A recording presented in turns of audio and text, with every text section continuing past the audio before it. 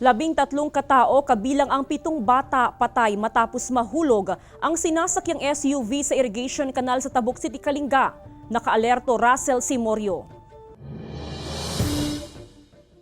Nauwi sa malagim na trahedya ang masiyasanang banding na magkakamag-anak matapos mahulog ang sinasakyan nilang SUV sa irrigation canal sa Barangay Bolo, Tabuk City, Kalinga. Dead on arrival sa ospital ang 13 biktima. 7 sa mga biktima, mga bata na edad 3 hanggang 6. Ayon sa pulisya, natrap sa sasakyan at nalunod sa irrigation canal ang mga biktima na dahilan ng kanilang pagkamatay. Doon kasi sa area na yon sa may irrigation, may medyo makipot doon na daan. Doon na lose control daw siya.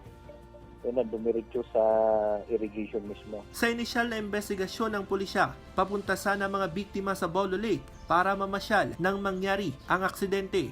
Ayon sa pulisya, hindi na nagawa makaligtas pa ang mga biktima dahil tinatayang nasa 5 hanggang 6 na talampakan ng lalim ng irrigation canal kung saan bumagsak ang sinasakyan nilang SUV. May 2 survivor naman sa aksidente na kasalukuyan nagpapagaling ngayon sa Kalinga Provincial Hospital. Yung pagpunta nila dun sa incident site, sir, yung sasakyan na lang yung naabutan nila. Pero yung mga victims na itakbo na sa mga hospital. Tumulong lang sa pag-aakon ng sasakyan. Sinusubukan pa ng GMA Regional TV Balitang Amyanan na makapanayam ang pamilya ng mga biktima na labis na naghihinagpis sa malagim na trahedya. Sa mga po na dumadaan doon, tingnan nila yung daan kasi medyo makipot yung daan doon para iwas disgrasya. At saka may mga signages naman doon na makikita, always observe nila yung mga signages. Inihahanda na ng lokal na pamahalaan ng Tabuk City ang tulong pinansyal para sa mga naiwang kaanak